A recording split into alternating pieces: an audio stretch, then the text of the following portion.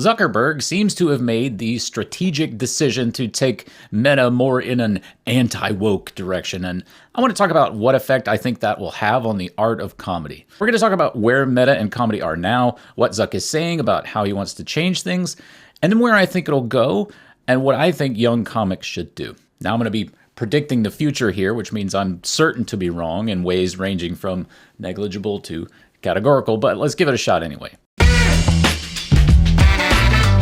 This channel is supported by wonderful people called patrons. Not only does it help financially, but it's a huge boost to me spiritually and gastrointestinally. No idea why, it just really peps up my pipes. If you're not a patron type of person, you can also support me by watching my films and buying my books. Links to all that in the description. Thanks, guys. So first, let's talk about what effect Meta has had on comedy so far. Now, in years past, I think its impact was pretty big.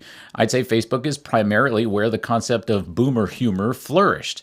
Politically motivated organizations used Facebook and humor to push people around. We saw that with Cambridge Analytica. Now Zuckerberg is saying that Meta is going to replace fact checkers with a community notes style feature like the bonkers toilet formerly known as Twitter. He's also saying they intend to encourage free expression more, which I think we all understand at this point to mean we're going to let right-wing wackos spew trash. But I also think there's more to it. In the video he made about these changes, Zuck frames this as a move to combat censorship, which frankly is probably the best comedy he's ever written. I think this means that we're just going to see more of the same. The anti-Semitism and other forms of bigotry already stewing in the podcast universe will continue to make its way to videos on Meta. There will be tons more crowd work videos because people perceive those as authentic moments. Elon has demonstrated on Twitter what this might look like, calling yourself a free speech absolutist while censoring anything you don't like. What do you mean? But honestly, my opinion is this is more about paving the way for AI slop than anything else. I mean, billionaires like Zuck are so horny for AI, they're sweating through their Botox.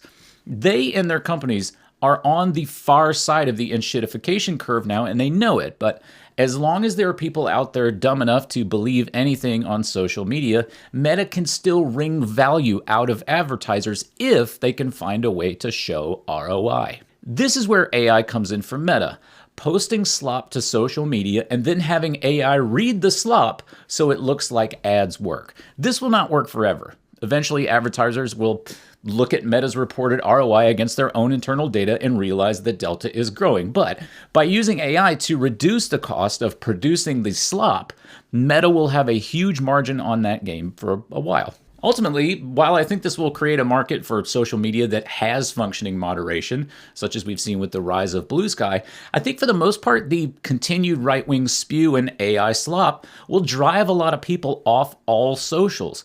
I think people will still watch videos from creators they like,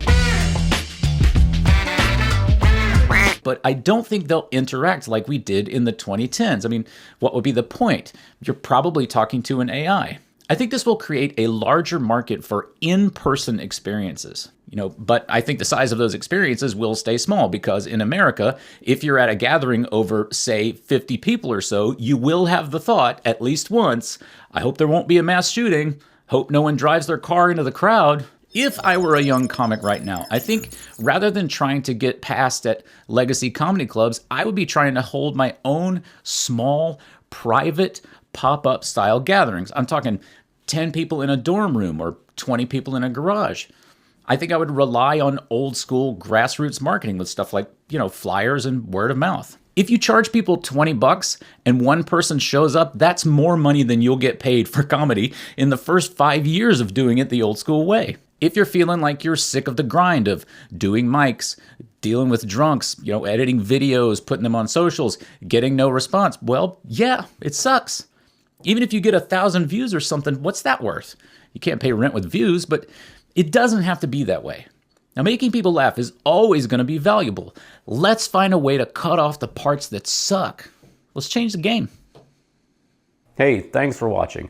If you enjoyed this, like and subscribe, and maybe jump on the Patreon if you want to help me make more.